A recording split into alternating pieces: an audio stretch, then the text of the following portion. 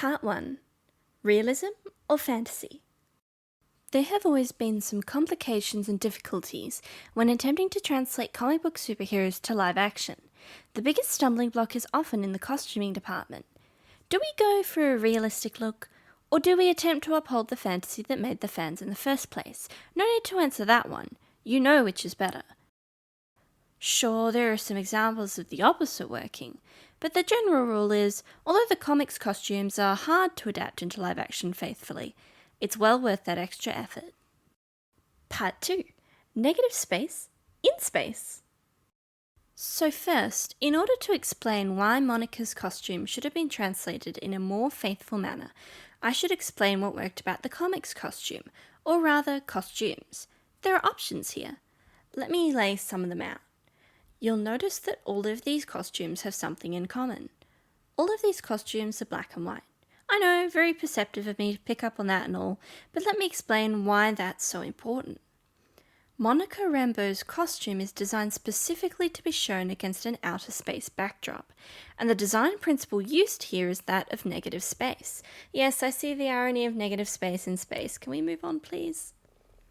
Negative space is a principle of meaningful contrast often used in more abstract silhouette-style graphic design, in which the central details of an image are sharpened and visual illusions are often made distinct. At least one, if not both the central focus and the background, should remain monotone. Monica Rambeau's comics costumes are quite clever because, while on Earth her costume is not much different from many other heroes, in the black expanse of space, the black parts of her costume suddenly blend with the background and reveal her in a more abstract form. She becomes more of a symbol.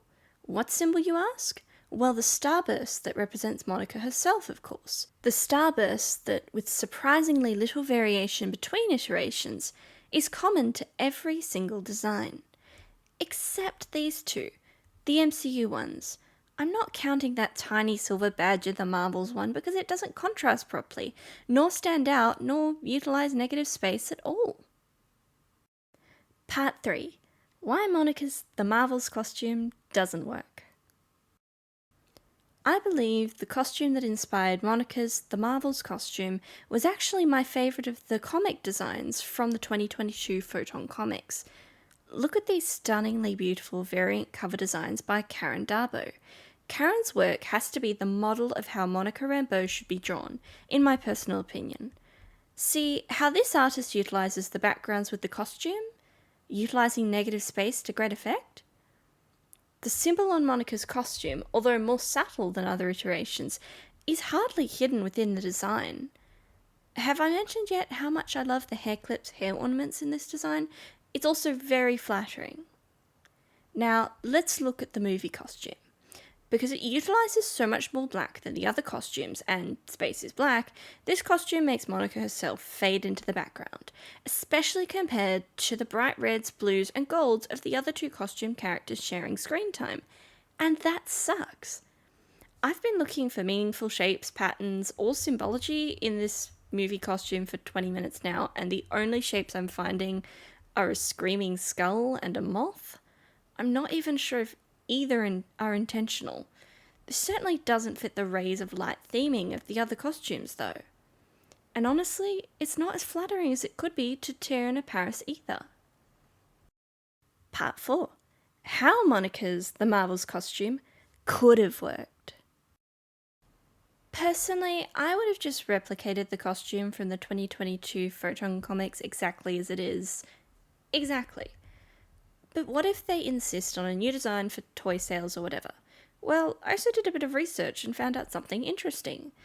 Teyonah Paris looks like a superhero outside of this movie.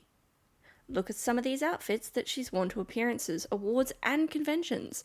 Not only do outfits like these seem potentially referential to the comics, mad respect Teyonah, but she also looks bloody incredible.